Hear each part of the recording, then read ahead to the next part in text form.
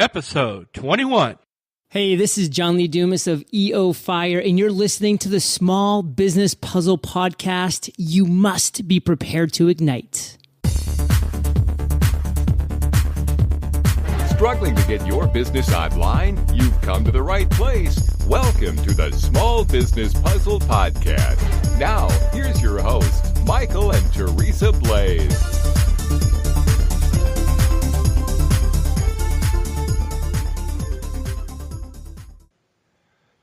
Welcome to the Small Business Puzzle Podcast. I'm Michael, and I'm here with my beloved better half, any number of titles, my wife, Teresa.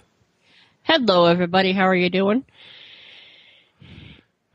And just in case you start hearing odd sounds, we have a third party. It's laying by my knee. It's our cat. She's decided to take part in the podcast. So. Yeah, let's see. Is that Dave Jackson? Yes. Dave Jackson, eat your heart out. Okay. Anyway, so announcements. Not really any announcements to speak of at the moment. No, not really. We're just, continuing to think how best to do things and make things good for you guys, and yeah. Feedback would be helpful. Feedback is always helpful. Oh, yeah. So let us know you're alive. Let us know you're breathing. All right. So today we're going to be talking about blogging. Now, obviously there's different kinds of blogging. Right. But we are talking about how to blog for your business and why you should bother. And we've got 10 amazing tips that we're going to share and expand on that we think will get you going. I can't tell you how important that this is as a business in this new age, in this new day. When you blog, what you are doing is you are communicating with your audience, not just as a person, but as a company. And that's crucial. That's a big difference. And it's the reason why, that is huge. Why Teresa and I each have our own blog, and then our business has a separate blog. So, we are doing stuff all the time. We're doing stuff really often, and, we're going to, so I guess, Mike, without further ado, let's jump into the tips, huh? Sound like a plan. Tip number 1, drumroll please. Use your blog to build a relationship with your prospects and your customers. That, we were just talking about that just a little bit. Use your blog to build a relationship with your prospects and your customers. Look, your blog is your number one communications device. Obviously, you have social media, you've got the mobile marketing, you've got email, but your blog is a crucial communications device. Well,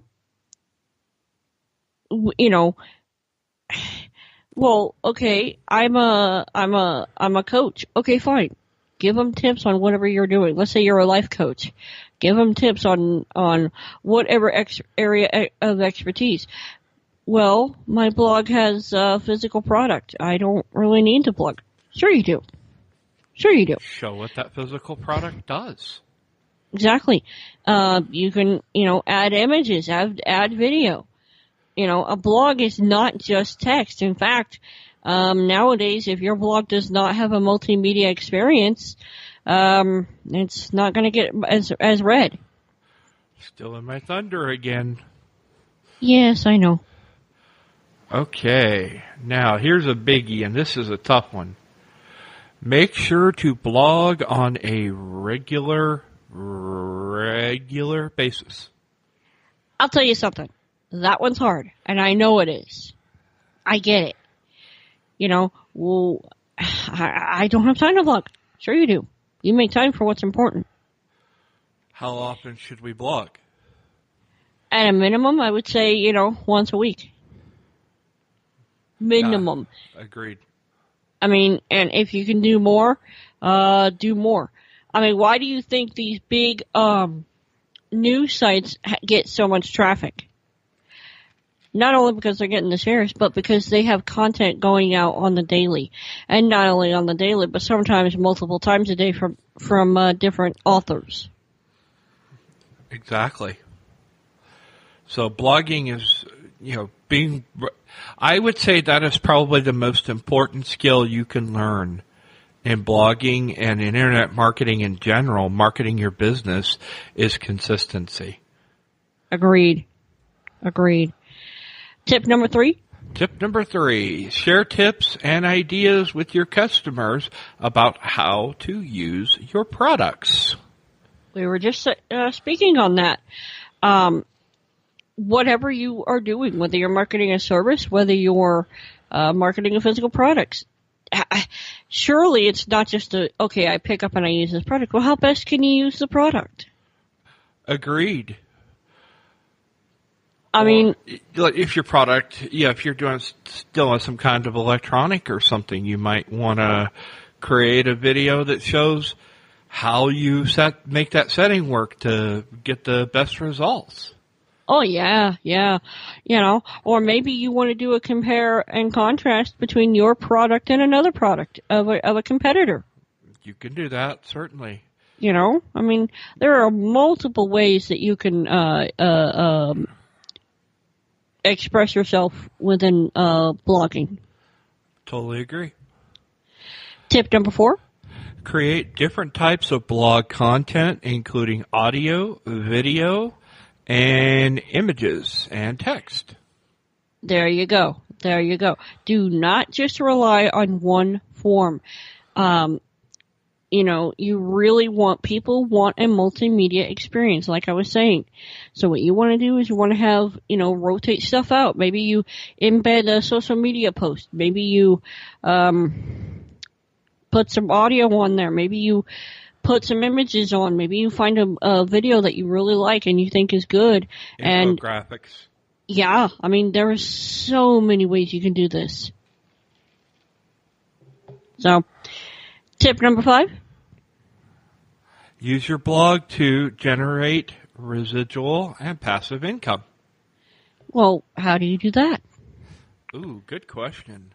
How do you do that? That's a good question. Sell your own products? Sell affiliated products? Maybe you put an ad or two on your site. Right. Maybe you have some sponsored ad on your site if it's appropriate. And obviously I'm just coming out with couple different ideas. Not every model that I reference is going to fit for your blog. Don't overkill it, whatever you do. For example, with the computer repair company that we used to work with, we recommended that, first of all, he had Amazon links to different computers and so forth. He had links to antivirus programs, to backup programs, etc. And he was making money. Yeah, he was starting to make money. A computer guy. I mean, come on. I mean, all he does is repair computers. Yes, but there's affiliate programs that you can use that are related to your product that you can sell. And it's very easy to get set up with that. Very, very easy. We'll talk about that in another episode. Yep. Tip number 6, I believe? I think so. Brainstorm blog post ideas and create a blogging schedule.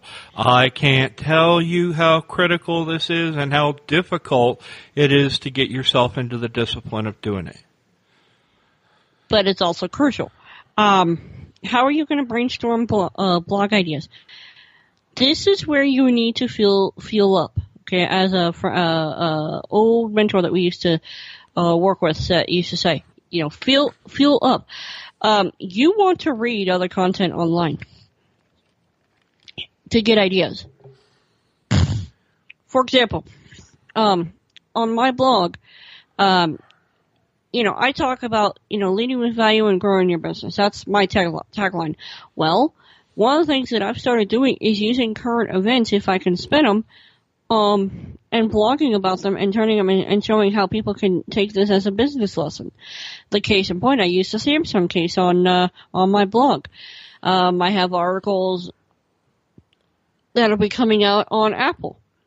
You might even find my cat making an appearance. Look for ideas. This is important. When you fill up like she's talking about, and you can use any number of readers. Feedler is a good reader. You can simply fill up that reader with articles.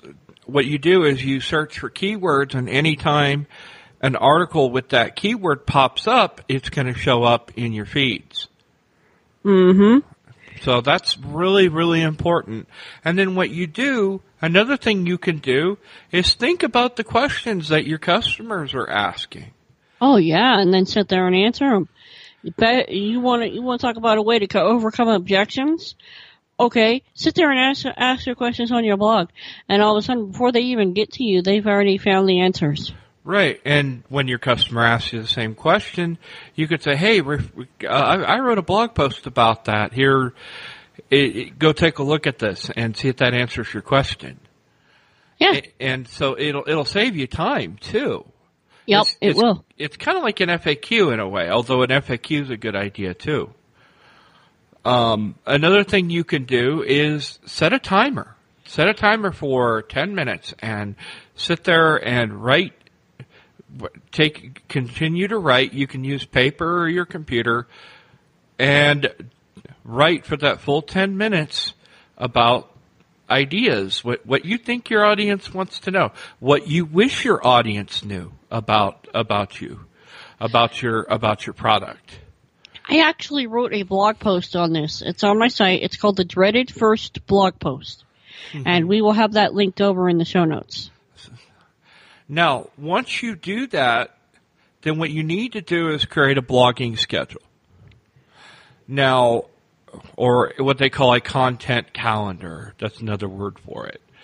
And what you want to do is say, okay, I'm going to put out a piece of content on, okay, for example, Halloween is coming up. You and your product is somehow related to Halloween.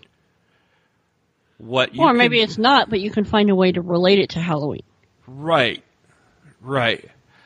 And what you want to do is you want to create that calendar, take into account holidays, take into account trends as you hear about them, but create a calendar, and that way you're not just blogging. And what I would do is take a day or two a week, and just sit there and write content. And we'll cover that in another episode too.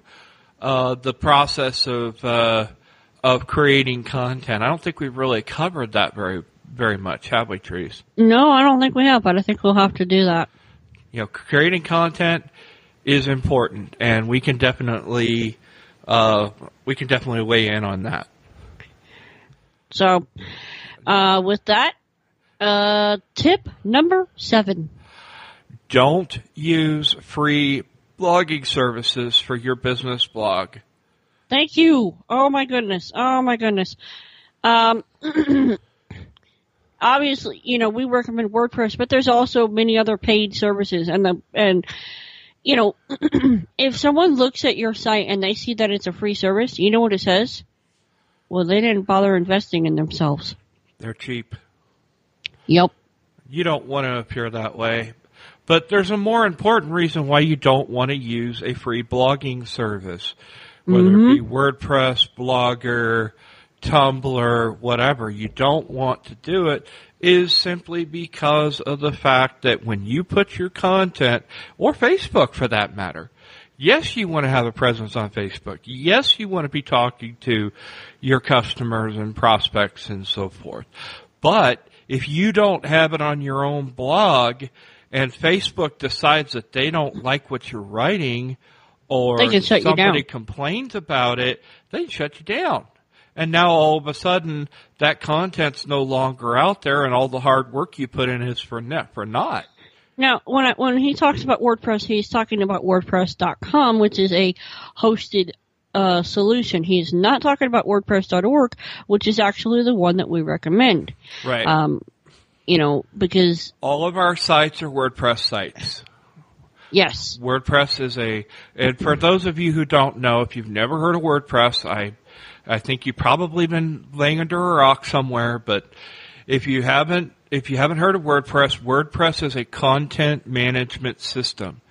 Mm-hmm. It is powerful because there are an infinite number of plugins and themes that you can apply to make your site look however you want it to look. That's why we use WordPress. No doubt. So, with that, tip number 8. Tip number 8, promote your blog posts on social media and encourage your readers to share your content as well. Oh, I can't tell you how crucial this is. I cannot tell you. Your stuff is only as good as the readers that you get to read it. Okay? And I spend a lot of my days in socials. Now, do I sit there and read a bunch of stuff? Yeah, sometimes. But you know what I'm doing? I'm looking for content to share. And in the middle of looking for content to share, I'm dripping my stuff in. Exactly. and you need to, with your blog posts, you need to have a mix of both. Not just your blog posts, but you also need to share good stuff. And what that does is that indicates to your audience that it's not all about you, that you don't think that you're the cat's meow. Yeah, your stuff is good, but you're also sharing other relevant posts that you think your audience will appreciate. Oh yeah, definitely. When you don't encourage, and you've got to encourage your readers to share. They're not going to do it in most cases, especially if they're not used to doing it. They're not going to do it unless you ask them to. You actually have to ask them, hey, you know what? And that's something that I've done every single post that I write. Hey, I ask them to share. I ask. You know why? Because people will not act unless you ask. Totally agree. So, we're coming down the home stretch. Tip number 9. Go back and edit your blog posts before publishing. Yeah, definitely. Okay. Let's weigh in on this a little bit.